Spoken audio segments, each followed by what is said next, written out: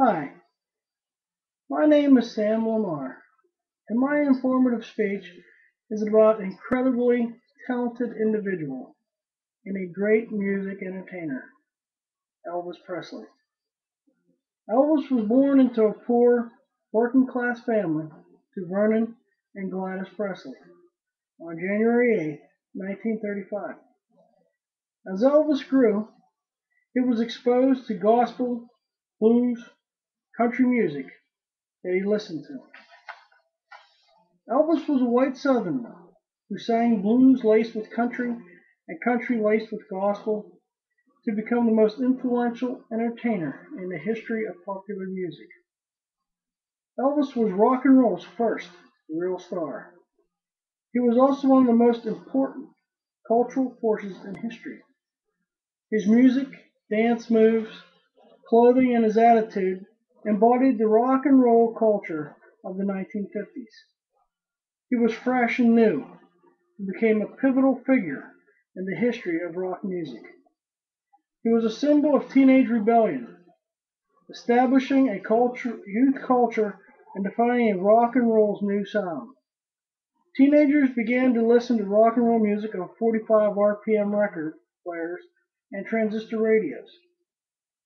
He was a hip-shaking symbol of liberation for the teenagers of the 1950s.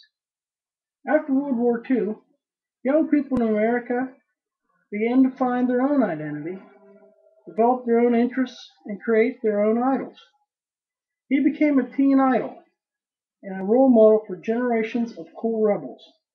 He redefined music forever. Parents of the 1950s, on the other hand, felt quite differently as teenagers began to assert their independence from them. They were horrified by this hip shaking and pelvis gyrating type dancing, and many thought him as vulgar, incompetent, and a bad influence on the younger generation. The early 1950s was dominated by white musicians and white musical styles. The rhythm and blues style music of the African American artist had a very small, predominantly African American audience. Elvis seemed to blur the color lines between African American music and white music, upsetting the conservative culture of the 1950s. In a time when segregation was at its highest, Elvis introduced race music to the world. He was a rebel, and during this time any rebel was perceived as a threat. In the 1950s, early rock and roll founders like Bill Haley were seen live by a maximum of 30,000 people per year, give or take 1,000. That all changed in January 1956 when Elvis shocked America by the staggering amount of people he drew to himself. When he began touring, a half a million teenagers saw what he could do on stage live, leaving behind many, many fans wherever he went across America. He had a following of young American women swooning for him all across the country. It was very hard to believe that during this time, one person could have such an unprecedented number of people drawn to him and following him all across the country. It is easy to see that Elvis Presley did have a great impact on music and society in the 1950s.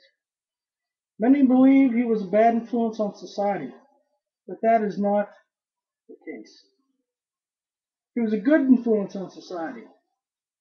He was a very nice and polite country boy who was respectful to his elders.